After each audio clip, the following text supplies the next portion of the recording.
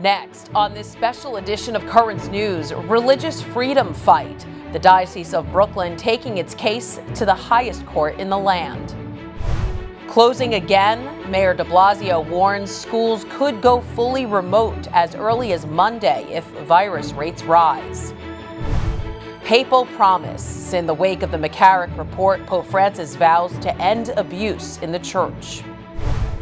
And closer to sainthood, Father McGivney, the founder of the Knights of Columbus, is beatified. The news starts right now.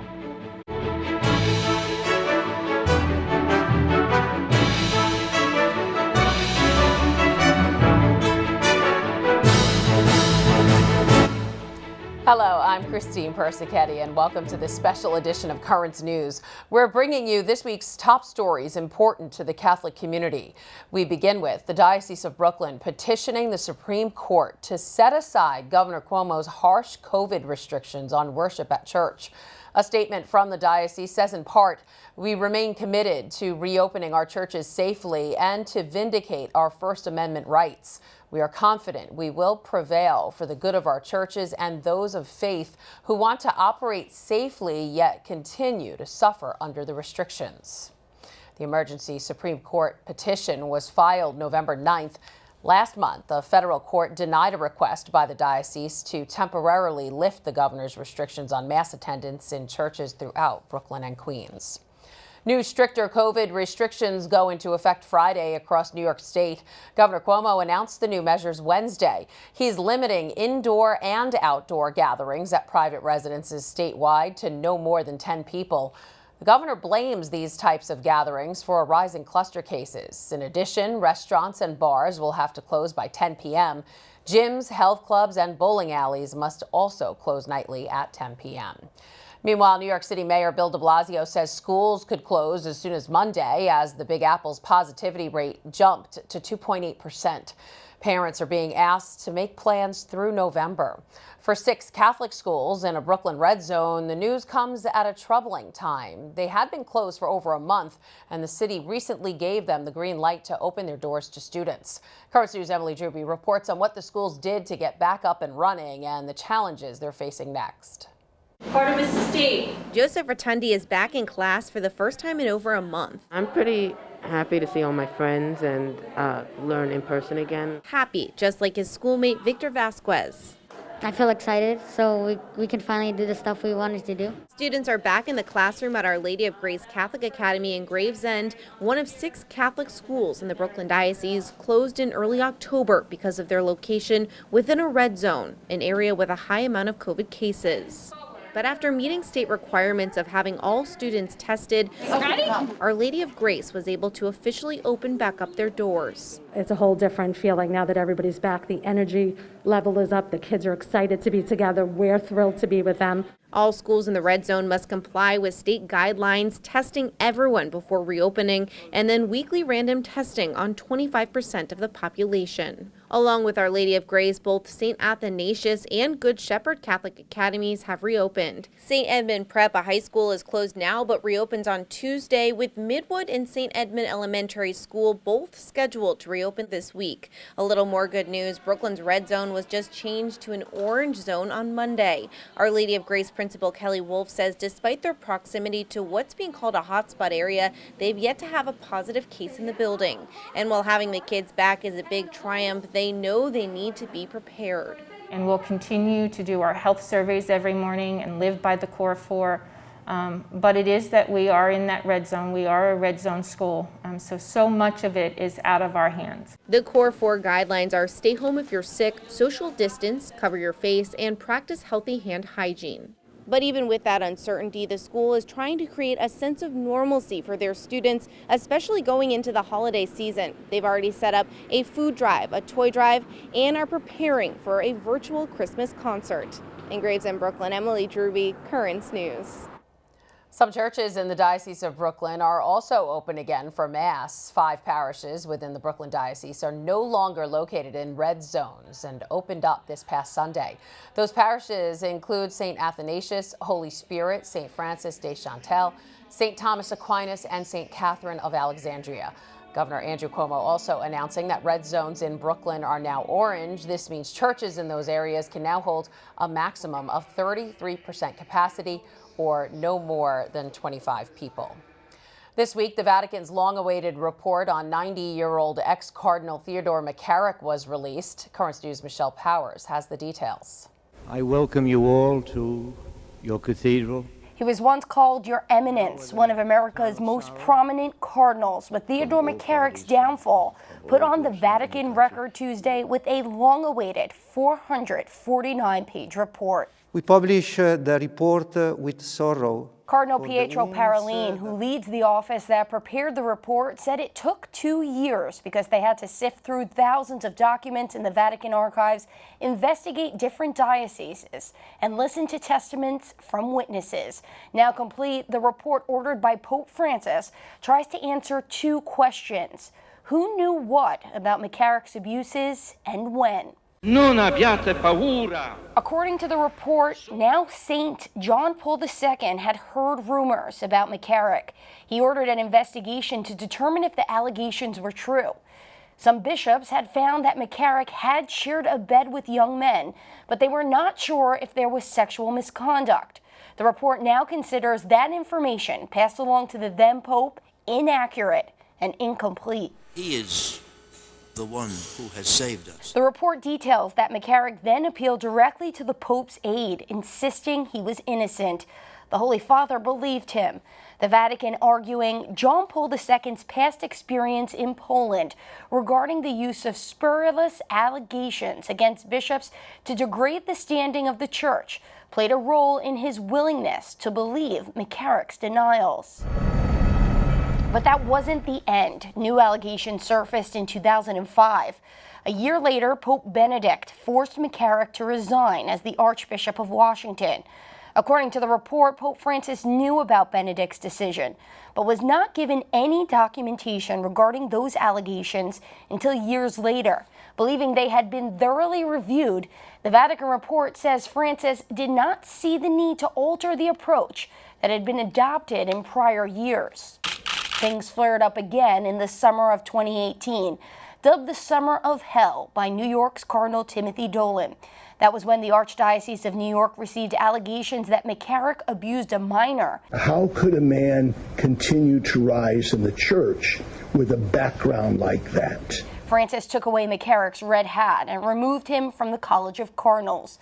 Then in August 2018, the former Vatican envoy to the United States, Archbishop Carlo Maria Vigano, released a letter calling for Francis to resign, saying he informed the Pope of Mccarrick's abuses in 2013. Tuesday's report says there aren't any records of the Archbishop's account. On the heels of Mccarrick's allegations and other sexual abuses in Chile, the Holy Father convened the Global Summit on Protecting Children. The heads of bishop conferences from around the world thought up new legislation for both inside the Vatican and throughout the Church on mandatory reporting and bishop accountability. This report, a reflection of that. These are pages that encourage us to reflect deeply and to ask ourselves what more we can do in the future. Its release comes just days before the United States bishops gather virtually for their own annual meeting. Michelle Powers, Currents News. After the report was released, Archbishop Jose Gomez, the head of the Bishops' Conference, offered a personal apology to the victims and their families, writing, "This is another tragic chapter in the Church's long struggle to confront the crimes of sexual abuse by clergy. To Mccarrick's victims and their families, and to every victim survivor of sexual abuse by the clergy, I express my profound sorrow and deepest apologies." Cardinal Timothy Dolan spoke about the Mccarrick report on his radio show, saying Pope Francis kept his promise to release the full report once the investigation was complete. He did it. He kept his promise. He released it.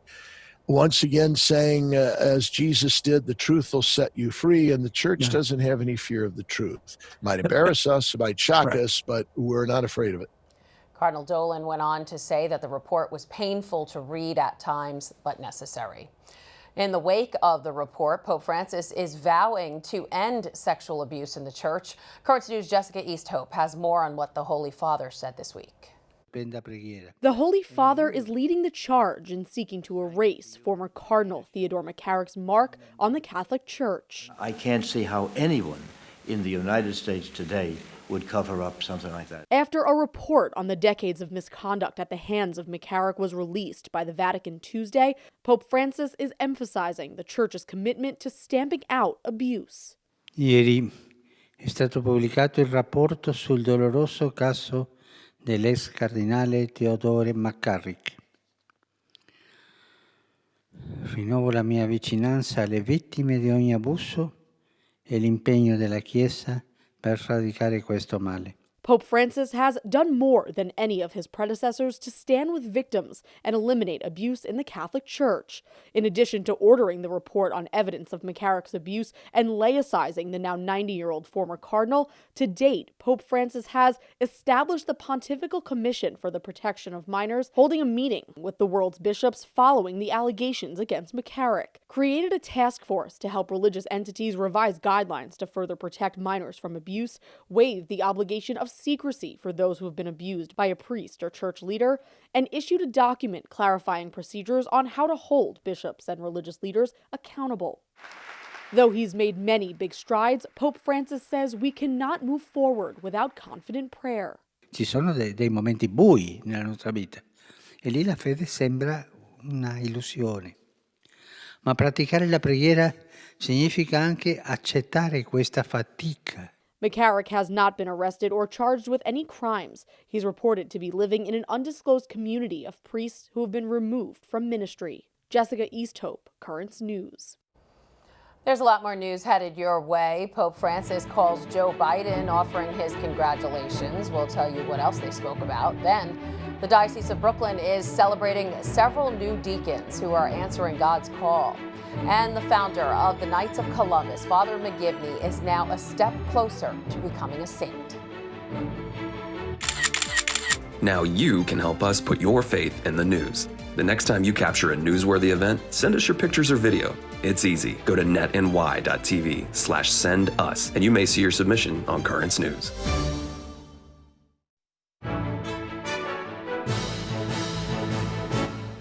Pope Francis has congratulated Joe Biden as the projected winner of the presidential election. The Holy Father made the call to Biden on Thursday. According to his transition team, Biden thanked the Pope and praised him for his leadership in promoting peace, reconciliation, and the common bonds of humanity around the world. Biden will be the second ever Catholic president after John F. Kennedy. The U.S. Conference of Catholic Bishops is also congratulating Biden as the projected winner, calling for dialogue and compromise for the common good. Archbishop Jose Gomez saying, as Catholics and Americans, our priorities and mission are clear. We are here to follow Jesus Christ, to bear witness to his love in our lives, and to build his kingdom on earth. Days after being named the projected winner of the presidential race by the media, Joe Biden announced plans to form a 13-member task force to fight the coronavirus. This while President Trump is citing election fraud and is filing lawsuits in several states. The commander-in-chief has not conceded the race, saying he has a path to victory once the Supreme Court weighs in. This election is over. It's time to put aside the partisanship and the rhetoric that designed to demonize one another. The projected winner of the presidential election, acting presidential on Monday, Joe Biden addressing the U.S. about the coronavirus pandemic. Please, I implore you, wear a mask. Do it for yourself. Do it for your neighbor. A mask is not a political statement, but it is a good way to start pulling the country together. But President Donald Trump hasn't yet conceded the race and doesn't appear to have any plans to do so anytime soon. While he was playing golf at his club in Virginia on Sunday, his supporters were out in force in Georgia. The Trump campaign moving forward with legal challenges in several states. At this point, we've got numerous states that are very closely and vigorously contested, from Pennsylvania to Georgia to Arizona to New Mexico to Michigan to Wisconsin. In all of those states, there are serious disputes about the vote totals. Senator Ted Cruz, one of many Republicans speaking out in support of the president, saying it's premature to declare a winner in this race. Senator Lindsey Graham saying Trump should not concede. And the Trump team has canvassed all early voters and absentee mail-in ballots in Pennsylvania, and they found over 100 people they think were dead, but 15 people that we verified to have been dead who voted. But here's the one that gets me. 6 people registered after they died and voted. On Friday, Trump was projected to win North Carolina, while Biden was projected to become the first Democrat in 28 years to win Georgia. Attorney General William Barr approved a federal investigation into the claims of voter fraud. U.S. Secretary of State Mike Pompeo, when questioned on the transition of power, saying he looked forward to a second Trump term. New Justice Amy Coney Barrett has heard her first Supreme Court case, and it affects an organization's right to exercise their religious freedom. The case involves a Catholic adoption agency in Philadelphia, which does not allow foster children to go to same-sex households because it violates their beliefs. The city said that violated discrimination laws. While no official decision has been issued, experts say the court does seem prepared to rule in favor of the Catholic agency. Some exciting things happening for the Diocese of Brooklyn, Archdiocese of New York, and Diocese of Rockville Center. 9 young men took a big step towards the priesthood last weekend. These seminarians were ordained transitional deacons at St. Joseph's Seminary in Dunwoody, Yonkers. This means that in as little as 6 months, they could be ordained priests. They will work in parishes and celebrate sacraments like weddings and baptisms, as well as assist in the Mass while they complete their seminarian studies. Bishop Nicholas de Blasio presided over this ceremony and says it's one of his favorite parts about being a bishop.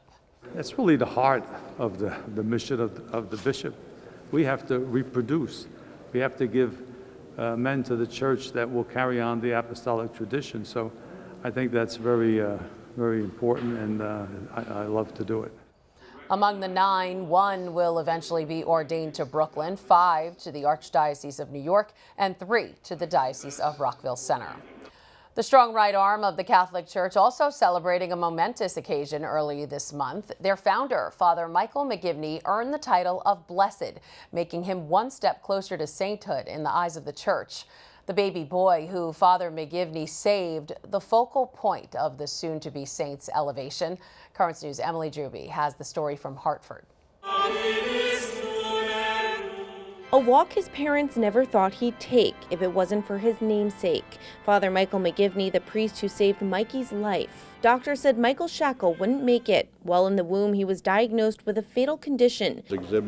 Daniel is a longtime member of the Knights of Columbus, which was founded by McGivney. So when they found out Mikey was fatally sick, he and his wife Michelle prayed for Father McGivney's intercession, asking him to save their unborn son. After a trip to Fatima, the Shackles discovered Michael's condition was miraculously gone. I see the face of God when I look at Mikey. I know Father McGivney chose him because he is such an inspiration to all. He's such a joy. In May, Pope Francis recognized their son's miracle, clearing the way for Father McGivney's beatification, a step closer to becoming a saint. McGivney started the Knights in 1882 while he was a parish priest in New Haven. It was created to help widows and orphans like retired auxiliary bishop Peter Rosaza's family. His grandfather died young. Leaving my grandmother with 6 children in 1916.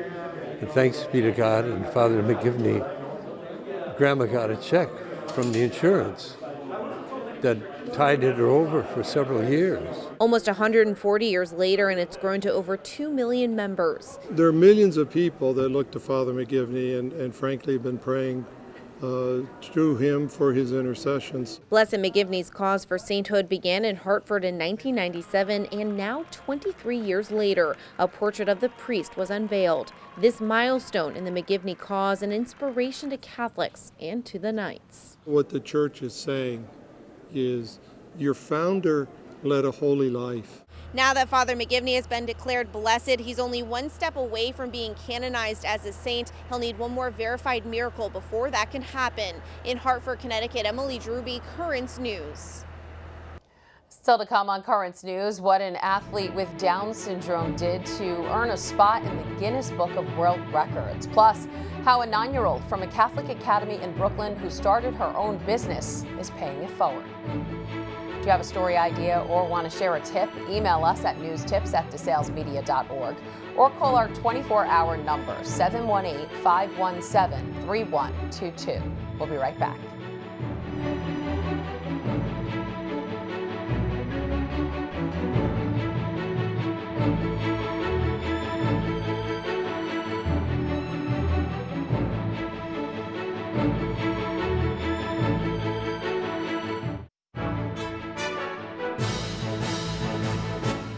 An inspiring milestone. He's the first triathlete with Down syndrome to ever complete an Ironman competition.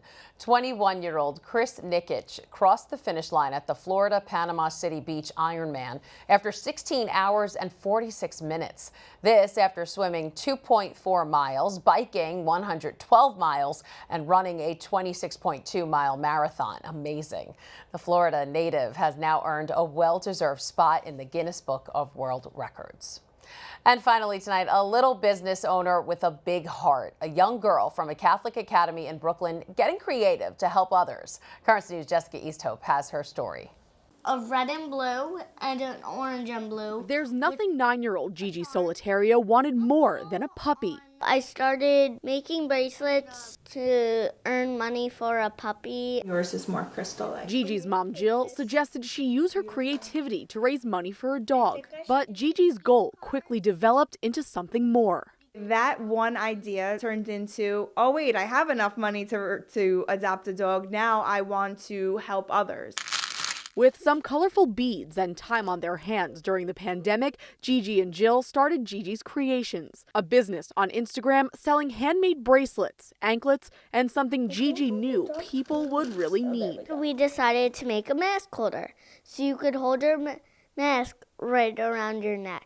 And the pink. As the business grew, Gigi began giving the money to charities. She picks a different one every month and has donated more than $1,000. This is our pet Bowser. Gigi's favorite charity is Save the Turtles, so it was an easy pick for her first donation. I like helping them because all the turtles keep on getting stuck in plastic and getting hurt and stuff. Mask holder in, like this. If Gigi's giving spirit wasn't inspiring enough, Jill says there was a time when she thought her daughter would never be able to make something so intricate. What do you think? A few years ago, Gigi was diagnosed with the eye disorder exotropia. Her eyes went outward. Sometimes she was seeing blurry vision. After months of intensive eye therapy didn't work, the only option was surgery. But Gigi came out on top and is now defying the odds, bead by bead. Tied into every one of Gigi's creations is faith. All right, thank you. Jill says she's taken what she's learned at home and at her school, St. Ephraim's, and is wearing it right on her sleeve. She's always thinking of others. She's always helping others. Our Catholic faith is kind of all tying it together. With the same care and consideration she puts into picking each bead, Gigi is in the process of picking a great shelter to find her dog. She started out raising money to get something she wanted. Now, Gigi is more focused on what she can give and spreading happiness, one bracelet at a time. This is what it looks like. In Bay Ridge, Jessica Easthope, Currents News. And that is this special edition of Currents News. I'm Christine Persichetti. Thank you for joining us because we are putting your faith in the news. Hope to see you again next time.